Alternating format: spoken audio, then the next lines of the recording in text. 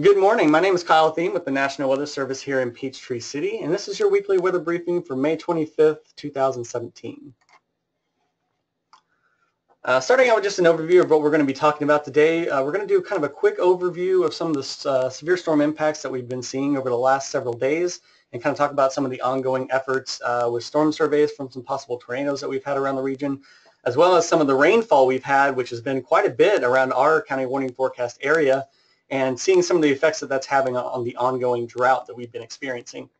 Then we're going to get into the next several days and talk about some of the conditions, including what to expect for this upcoming Memorial Day as well.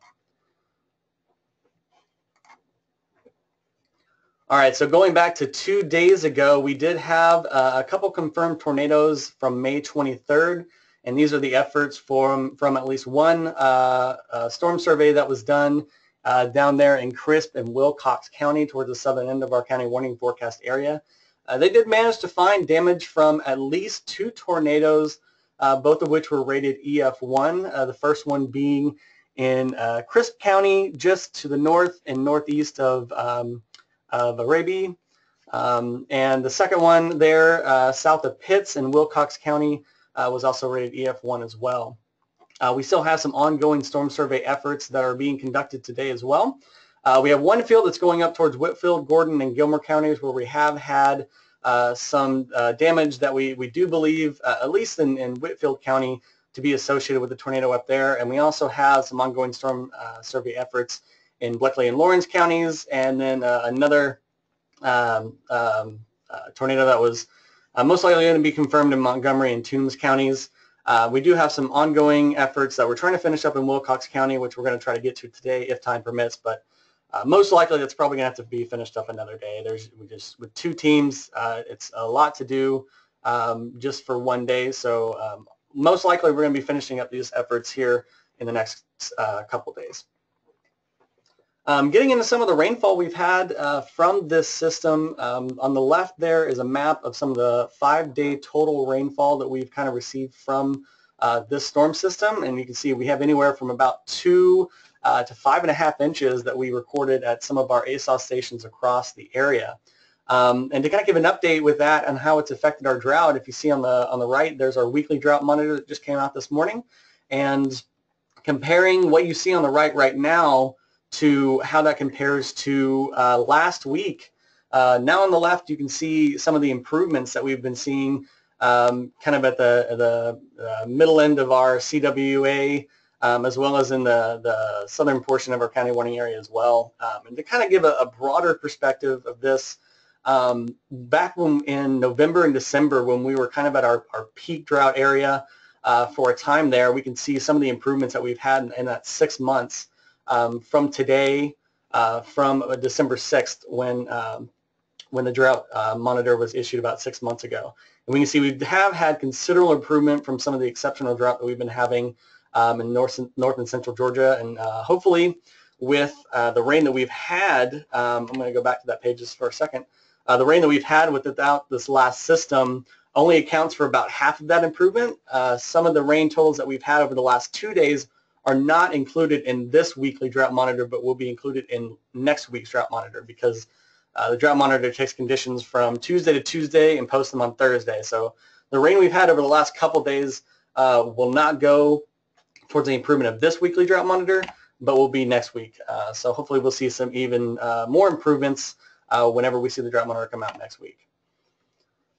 All right, getting a little bit into the forecast for the next several days. Today is actually going to be quite a bit cooler than normal, about 10 degrees cooler than normal throughout most of our CWA there, with highs in the mid to high 70s. But it's also going to be pretty gusty this afternoon, so it's going to feel a little bit cooler than that. Afternoon wind gusts are probably going to be around the 20 to 25 mile per hour range, gusting from probably several minutes at a time. So it could feel quite a bit cooler out there today, but tomorrow and the next day, Friday and Saturday, we are expected to get back to those near normal conditions. So it's going to be our regular late spring, early summer type of conditions over the next couple days. And something to highlight, while tomorrow we're not expecting any widespread thunderstorm activity, Saturday, currently we're looking at a marginal risk for some of our far northern counties, but there is a little bit of a question to that outlook right now. And what I mean by that is on Saturday, we do have some parameters that would be indicative of some severe weather in the area. However, our current model guidance is telling us that convection is going to be suppressed during Saturday. However, if that does change, we could see a spreading of that slight risk to some of our more northern and central counties within our CWA. While it's not expected at this point, if that does happen on Saturday, don't be surprised, but we are going to monitor that. Basically what we're looking for is convection kind of in the Midwest to spread into our area on Saturday. If that convection doesn't end up being suppressed on Saturday, we could see some widespread storms with a hail and a wind threat associated with them. But like I said, right now, not expecting that, but it is going to be possible. We're monitoring that situation, and we're going to see how that unfolds over the next couple of days. Looking a little bit further ahead into Sunday and Monday, right now we're expected on Memorial Day on Monday to have a cold front that's going to be moving through the area, which we can see in our temperature graphics there on the left. So it's looking at 8 p.m. Monday. We're seeing that cold front start to make its way through most of our county warning forecast area. And there on the left shows moisture transport into the region. You can think of this as fuel for some of our thunderstorms. The more moisture we get in our area, the more likely we are to see some showers and possible thunderstorms. And what we're kind of seeing right now is moisture kind of going in the northern Gulf states into Tennessee and Kentucky there, and models are showing quite a bit of at least rain and possible thunderstorms in those areas that could spread into some of our northern counties there on Sunday. Again, we're looking at a lot of just normal, regular into spring or late summer type of storms and showers that could be in those areas, so that is something to monitor. On Monday, however, if we do get quite a bit of moisture coming into our area combined with some of the forcing that we might see from this cold front, it is possible that we could have quite a bit more showers and thunderstorms on the way for Monday.